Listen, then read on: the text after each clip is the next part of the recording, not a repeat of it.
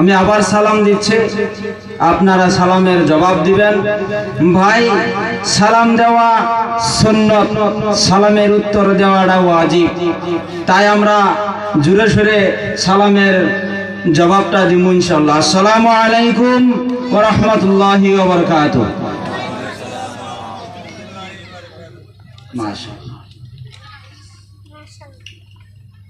আলহামদুলিল্লাহ নাহমাদুহু ওয়া নাস্তাঈনুহু ওয়া নাস্তাগফিরুহু ওয়া নু'মিনু বিহি ওয়া নাতাওয়াক্কালু আলাইহি ওয়া নাউযু বিল্লাহি মিন শুরুরি আনফুসিনা سيئات أعمالنا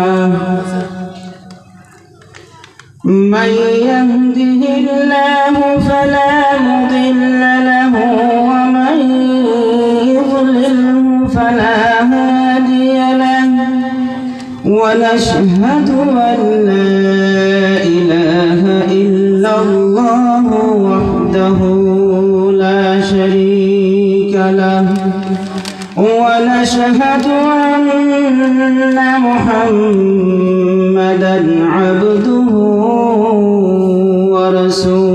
ورسوله أعوذ بالله من الشيطان الرجيم بسم الله الرحمن الرحيم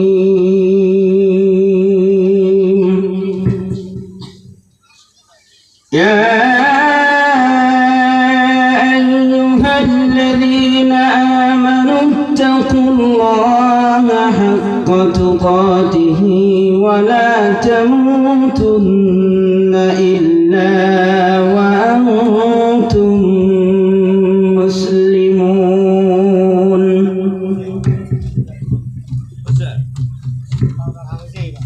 بسم الله الرحمن الرحيم أقيم الصلاة وآتوا الزكاة وأقرضوا الله قرضا حسنا الآية যাই হোক, সম্মানিত আজকের এই ধর্মসভার সভাপতি সাহেব, উপস্থিত উলামায়ে ইকরাম, সম্মুখে বসে থাকা বাপের সমতুল্য বাপজানারা এবং ভাইয়ের সমতুল্য ভাইজানারা, তো যাই হোক, আমি আবার আপনাদের সম্মুখে একটি সালাম পেশ করছি। আপনারা সালামের জবাবটা দিবেন। আসসালামু আলাইকুম ওয়া রাহমাতুল্লাহ। ওয়া আলাইকুম আসসালাম ওয়া রাহমাতুল্লাহ। যাই হোক, মহান আল্লাহ পাকের শুকরিয়া, যে মহান আল্লাহ পাক আমাদেরকে বিভিন্ন ঝামেলার থেকে ফারিক করিয়া এই ধর্ম সভায়, যে মহান আল্লাহ পাক আমাদেরকে এনেছেন। তো ভাই, মহান আল্লাহ পাক আমাদেরকে পছন্দ করছেন, যার জন্যে আমরা আসপার পাইছি। তো ভাই, কথা কয়েন না। মহান আল্লাহ পাক আমাদেরকে পছন্দ করছে, যার জন্য আল্লাহ রাব্বুল আলামিন আমাদেরকে নিয়ে আসছেন। সেই মহান আল্লাহ পাকের দরবারে একটু শুকরিয়া আদায় করে নিয়ে আমরা সবাই বলি আলহামদুলিল্লাহ। আলহামদুলিল্লাহ। হুজুরে পাক সাল্লাল্লাহু আলাইহি সাল্লাম, বিশ্বনবী, দুজাহানের বাদশাহ, কুল কায়নাতের নবী, ভাই, কাল কিয়ামতের দিন যে নবী আমাদেরকে সুপারিশ না করলে কেউ আমরা জান্নাতে যেতে পারবো না। তো ভাই, সেই নবীর প্রতি আমরা একটু দরুদ পড়ে নিয়ে আমরা সবাই বলি সাল্লাল্লাহু আলাইহি ওয়াসাল্লাম। তো ভাই, অল্প সময়ের ভিতরে আর কি কমু ভাই, ঝুঁক উঠতে উঠতে আধা ঘন্টা যায়। তো অল্প সময়ের ভিতরে আমি শুধুমাত্র সালাত সম্পর্কে, নামাজ সম্পর্কে আপনাদের সম্মুখে বলতেছি। আল্লাহ রাব্বুল আলামিন, যে মহান আল্লাহ পাক আমাদেরকে যে বানিয়েছেন, আর এই যে আমরা যে নামাজটা পড়ি, যে আল্লাহ পাক আমাদেরকে যে ফরজ করে দিয়েছেন, তো ভাই নামাজটা কিভাবে আসলো? ভাই নামাজ পড়লে কি সওয়াব, নামাজ না পড়লে কতটুকুন কি, ভাই আমাদের সবেরই জানার দরকার।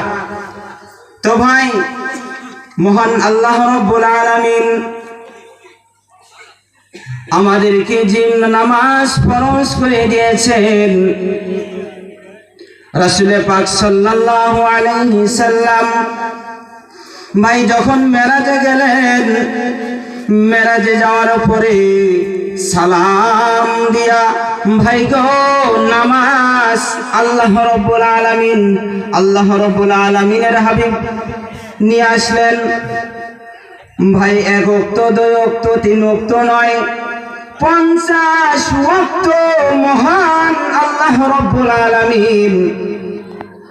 রাব্বুল আলামিনের হাবিব সাল্লাল্লাহু আলাইহি সাল্লাম নিয়ে আসলেন।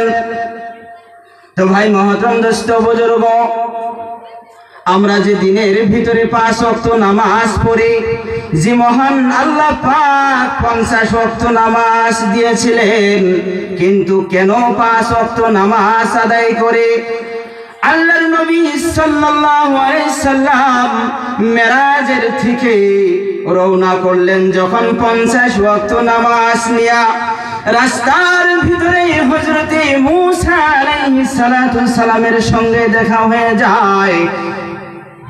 হযরতে মূসা আলাইহিস সালাম সালাম দিয়েছেন, আসসালামু আলাইকুম ইয়া রাসূলুল্লাহ ইয়া হাবিবাল্লাহ। সালাম দিয়ে জিজ্ঞাসা করলো, ইয়া রাসূলুল্লাহ আপনি কোথায় গিয়েছিলেন? আল্লাহর নবী সাল্লাল্লাহু আলাইহি সাল্লাম বলেছেন, আমি মিরাজে গিয়েছিলাম, আমার উম্মতের জন্য 50 ওয়াক্ত নামাজ নিয়ে আসলাম। বলুন না সুবহানাল্লাহ। সুবহানাল্লাহ। হযরত মূসা আলাইহিস সালাতু সালাম বললেন, ইয়া রাসূলুল্লাহ আপনার উম্মত বড়ই কমজোরি হবে, 50 ওয়াক্ত নামাজ তারা পড়তে পারবে না, আপনি চলে যান, কিছু নামাজ কমায়া নিয়ে আসেন। ভাই আল্লাহর নবী সাল্লাল্লাহু আলাইহি সাল্লাম আবার আল্লাহ রাব্বুল আলামিনের কাছে গেলেন, যাওয়ার পরে 5 ওয়াক্ত নামাজ কমিয়া 45 ওয়াক্ত নামাজ নিয়ে আসলেন।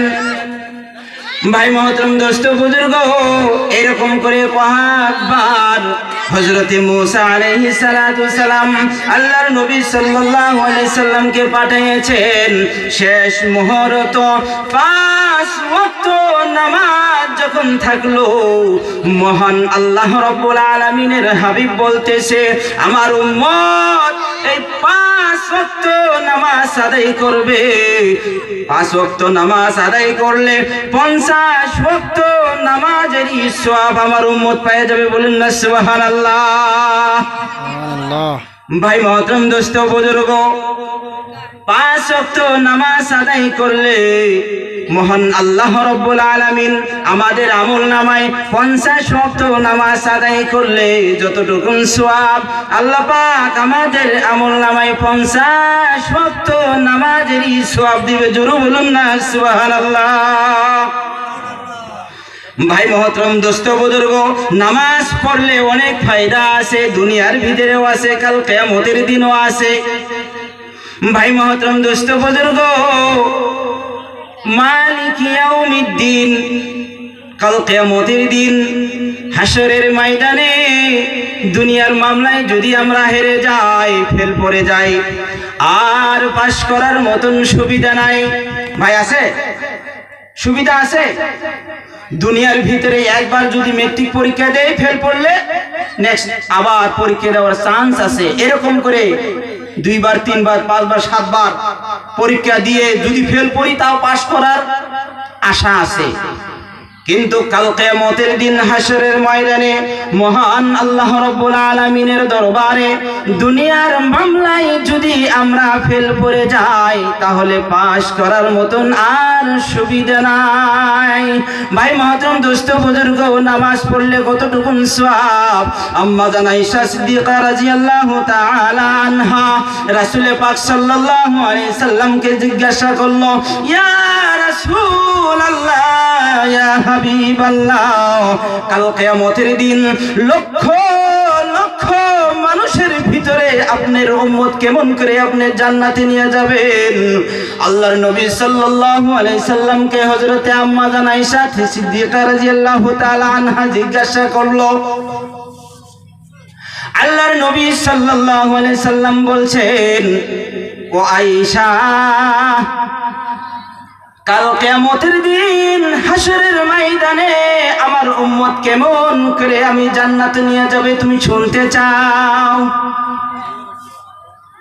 আল্লাহর হাবিব সাল্লাল্লাহু আলাইহি সাল্লাম বলেছেন, ও আয়েশা, তোমার যদি একটা ঘুররব মুহাজ্জিরিন, তোমার যদি একটা ঘোড়া থাকে, বলো তো আয়েশা, তোমার ঘোড়ার কপালে যদি একটা সাদা চিহ্ন থাকে, বলো তো আয়েশা, ওই ঘোড়াটা তোমার যদি হারিয়ে যায়, বলো তো আয়েশা, হাজার হাজার ঘোড়ার ভিতর থেকে তোমার ঘোড়াটা তুমি বাই করতে পারবে কি পারবে না?